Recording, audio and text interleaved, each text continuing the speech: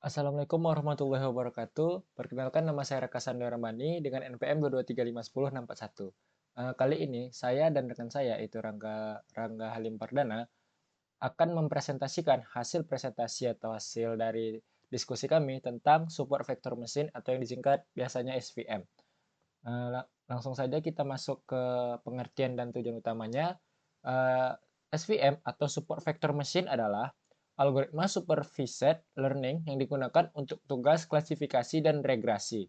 SVM sangat efektif dalam menangani data berdimensi tinggi dan bekerja dengan baik bahkan ketika jumlah fitur lebih besar daripada jumlah sampelnya. Lalu tujuan utama dari SVM adalah menemukan hyperplane optimal yang memisahkan kelas-kelas data dengan margin maksimum. Maksudnya hyperplane di sini adalah garis dalam dua dimensi atau bidang dalam tiga dimensi yang memisahkan data ke dalam kelas-kelas yang berbeda. Nah, maksud dari hyperplane optimal itu adalah uh, hyperplane yang memaksimalkan atau garis-garis tadi yang memaksimalkan marginnya, yaitu jarak terdekat antara hyperplane dan titik dari kedua kelas tersebut. Nah, selanjutnya ada konsep dasar SVM. Yang pertama itu adalah hyperplane. Hyperplane seperti yang telah kita sebutkan, hyperplane adalah garis atau bidang. Untuk dua dimensi adalah garis dan untuk tiga dimensi adalah bidang yang memisahkan dua kelompok data yang berbeda. SVM berusaha mencari hyperplane optimal, yaitu hyperplane yang memiliki margin terbesar antara dua data kelas atau dua kelas data. Lalu ada konsep berikutnya adalah super vector. Maksud dari super vector ini adalah titik-titik data yang paling dekat dengan hyperplane. Titik-titik ini memiliki pengaruh besar dalam penentuan posisi hyperplane dan membantu dalam proses klasifikasinya. Lalu ada margin. Margin adalah jarak terdekat antara hyperplane dengan titik data dari masing-masing kelas. SVM bekerja dengan memaksimalkan margin tersebut karena semakin besar margin, semakin baik generalisasi model pada data baru atau data tersebut. Maksud margin di sini adalah jarak antara hyperplane dan titik ya teman-teman. Nah, seperti yang bisa dilihat di sini, yang titik-titik ini adalah support vector machine-nya, ini, dan ini margin-nya, jarak dari antara titik ini. Ini kelasnya, dan ini adalah hyperplane yang di tengah-tengah. Lalu ada berikutnya adalah jenis data pada SVM. Di sini ada dua jenis data, yaitu linearly separable data dan non-linearly separable data. Maksud dari linearly separable data yaitu jika data dapat dipisahkan menggunakan garis lurus dua dimensi atau bidang tiga dimensi, maka SVM cukup mencari hyperplane dengan margin yang terpaling besar untuk memisahkan kelas dengan optimal atau dengan maksimal.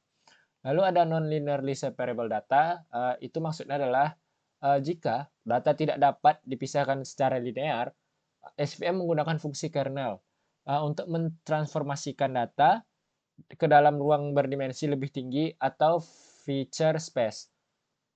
Dalam ruang tersebut, data bisa dipisahkan secara linear. Beberapa fungsi kernel yang sering digunakan itu adalah seperti di bawah ini. Nah, cara kerja SVM. Yang pertama itu dia akan memetakan data ke ruang fitur. Di dalam memetakan ini ada data awal. Yang pertama adalah data awal dalam bentuk titik-titik di ruang fitur. Lalu jika data bersifat linear, SVM akan mencari garis atau bidang pemisah terbaiknya. Lalu, jika data tidak bisa dipisahkan secara linear, SVM menggunakan fungsi kernel untuk mentransformasikan data ke dimensi yang lebih tinggi agar bisa dipisahkan. Lalu berikutnya ada mencari hyperplane optimalnya. Yang ada dua fase di sini. Fase pertama itu hyperplane. SVM memilih hyperplane yang memiliki margin terbesar, yaitu jarak antara hyperplane dengan titik data terdekat dari kedua kelas tersebut. Lalu yang ketiga yaitu menentukan SVM, maksud saya menentukan support vector dan mesin dan margin.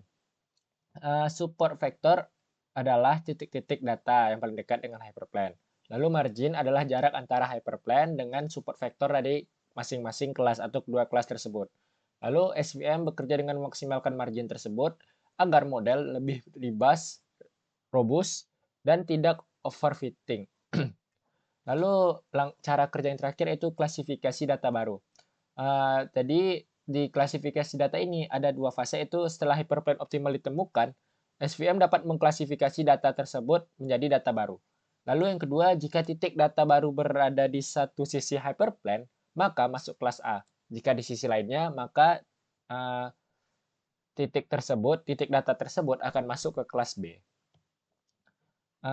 Apa sih fungsi kernel dalam SVM? Nah, fungsi kernel dalam SVM atau support vector machine ini adalah untuk menangani data yang tidak dapat dipisahkan secara linear.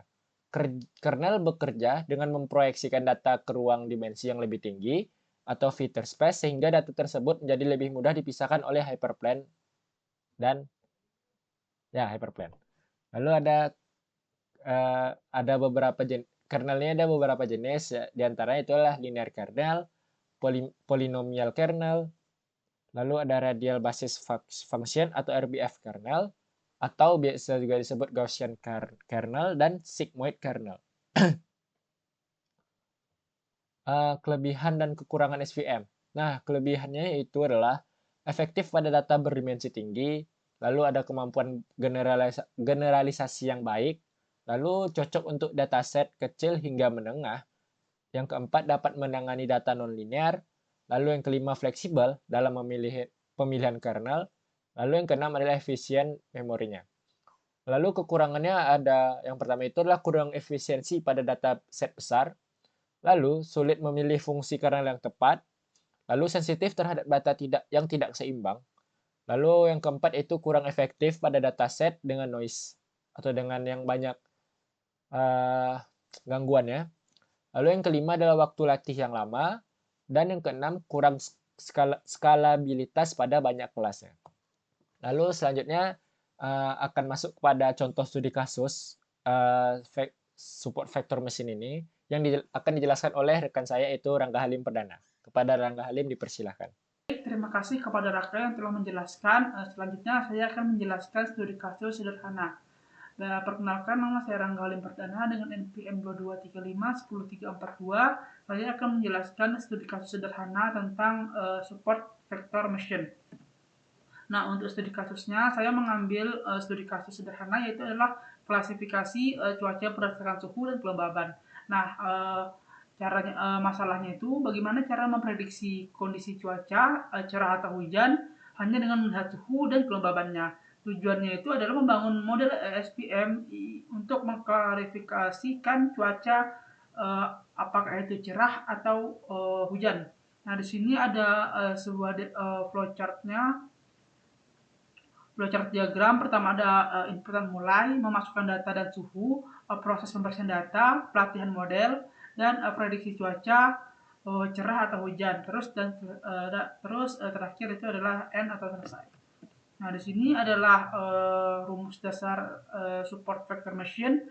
Adalah pertama itu adalah vektor bobot yang menentukan arah dan orientasi garis pemisah, fitur input, dan bias. Nah, rumus margin SPM memaksudkan margin antara dua kelas.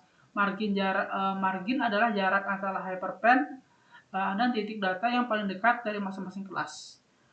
Ini adalah panjang atau norma dari vektor bobot W. Nah, tujuan support vector machine itu adalah mencari hyperplane yang memaksimalkan margin dan meningkatkan akurasi model.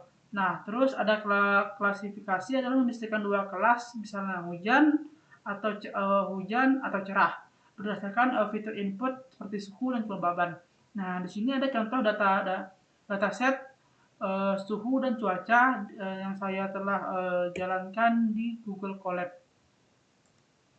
Nah, ini adalah merupakan source code penggunaan SPM sederhana untuk studi kasusnya. Kami menggunakan bagaimana bisa menentukan cuaca itu cerah atau hujan menggunakan suhu dan kelembaban. Nah, kami menggunakan dataset yang berupa angka untuk memprediksi cerah atau hujannya. Terus ada Y, itu tuh berisi fitur suhu dan kelembaban.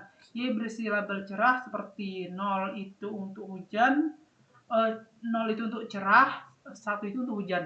Data dibagi menjadi dua bagian, yaitu adalah 67% untuk pelatihan atau training dan 33% untuk pengujian testing. menggunakan train test split. Nah, lepas itu data yang selanjutnya itu adalah normalisasi data.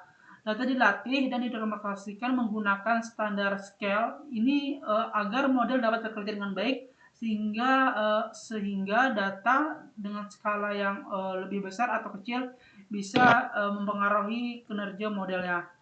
Terus prediksi cuaca, model yang sudah latih digunakan untuk memprediksi cuaca pada uji tes. Hasil prediksi akan menunjukkan apakah cuaca itu uh, cerah atau hujan.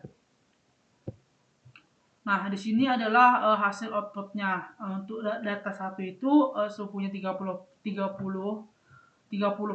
dan kelembaban 70%, prediksinya hujan. Sedangkan data 2 itu suhunya 25% dan kelembaban 90%, prediksinya cerah.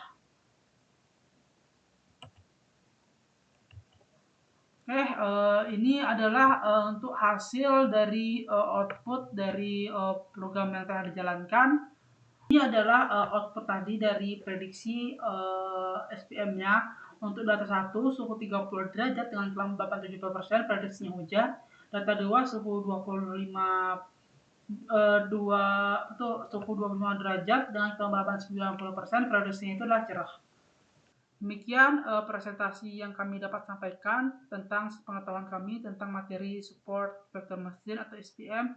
Apabila ada salah kata atau kekurangan data dalam menyampaikan informasi, kami mohon maaf. Sampai jumpa di video selanjutnya.